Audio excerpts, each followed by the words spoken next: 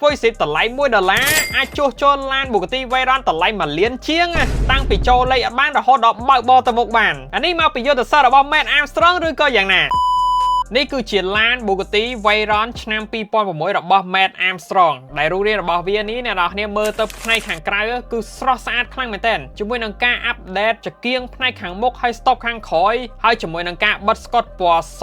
មើលមកអត់ខ្ចោះតែម្ដងរូបរាងរបស់វាស្អាតខ្លាំងមែនទែននៅពេលដែល Matt unload ឡាននេះមកដំបូងអ្នកនរគ្នាមើលទៅក៏ដឹងថាគាត់សប្បាយចិត្តខ្លាំងដែរដែលបានសម្រេចក្តីសម័យរបស់ខ្លួនឡានរបស់ Matt Armstrong ទិញមកនេះមិនមែនជាឡានដែលបើកបាននោះទេវាក៏ជាឡានដែលខូចផងដែរនិយាយចំទៅឡានមួយនេះគឺមានបញ្ហាថងប្រអប់លេខយកតែម្ដងគឺចេញពីអក្សរពេអត់បានទេណាគ្នាចឹងហើយបានឡានហ្នឹងមកគឺជិះទៅមុខអត់រួចទេគាំងប្រអប់លេខហើយអីដែលបញ្ហាមួយទៀតគឺម៉ាស៊ីនរៀង misfire បន្តិចប៉ុន្តែវាមិនមែនជាបញ្ហាធំនោះទេអីដែលបញ្ហាធំគឺឡានហ្នឹងចូលលេខទៅមុខក៏អត់កើតចូលលេខមកក្រោយក៏អត់កើតដាក់ N ក៏អត់កើតដែរប៉ុន្តែ Matt Armstrong ស្វែងរកដំណោះស្រាយគ្រប់បែបយ៉ាងទាំងអស់អ្នកនរគ្នារហូតមកដល់ត្រឹម Voice 1ដែល Voice ហ្នឹងគឺជា Voice សម្រាប់ motor ផាំទៅប្រអប់លេខអ្នកនរគ្នាហើយដូរតែ Voice 1នេះសោះធ្វើឲ្យឡានហ្នឹងដាក់លេខចូល N ក៏ចូលដាក់ទៅមុខក៏វិលកង់ដាក់ទៅក្រោយក៏បានទៀតនិយាយចំទៅគឺប្រអប់លេខដើរធម្មតាយកតែម្ដងបើសិនជាបងប្អូនអ្នកនេះដឹង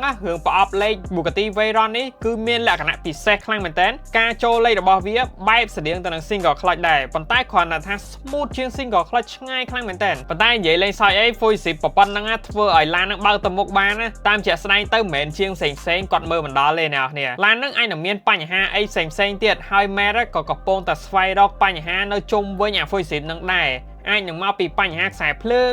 ឬក៏អាផាំនឹងដំណើរការអត់បានល្អ